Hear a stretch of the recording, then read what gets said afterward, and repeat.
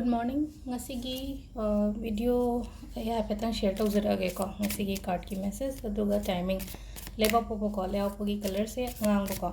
Ado ahambada 3 cards ko ko yeng ti lokto po dumaina ko 1 2 3 ko 3 sidagi amma choose to wirase ko 1 second gira 2 second gira natraga 3 second gira ko. Sida laire ko he card ahum se ko. Do ahambagi se ko.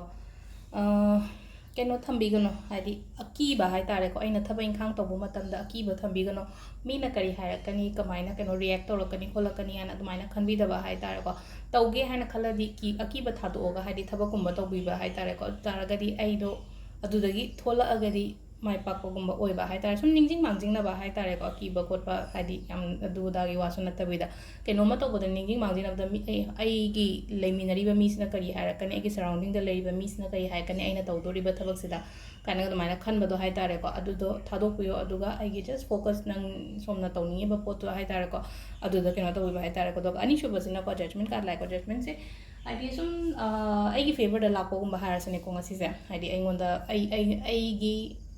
ai romdo ina lakko na khay ma sengna hai tare ko yetna boy taraga so ai gi side ta ga leiba khotpa adumaina hai tare ko aduga om subane 7 of pentacle ko 7 of pentacle se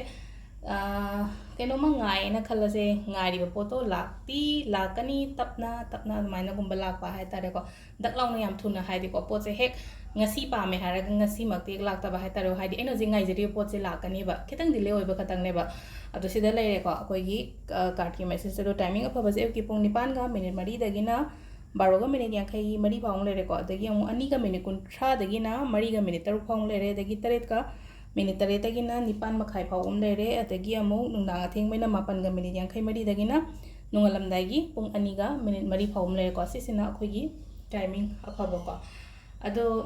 leba ko pasi so ko hadi sum ko ya lawo da tawri da ba pot ka yaragadi leba ko gumba su ko hadi mingon da pesha pito ko gano hadi sagon sin katang na taba hai tar ko leba ko gumba so kitang avoid to hai tar ko aingon da hasik sum shang shagi problem gumba le ko le haragadi ko yaragadi leba ko se aina hadi mingon da keno gumba to ko pase shang sha pi ko pase kitang kara avoid to ko adu sida le ko ko yanga sigi card se man. Thank you.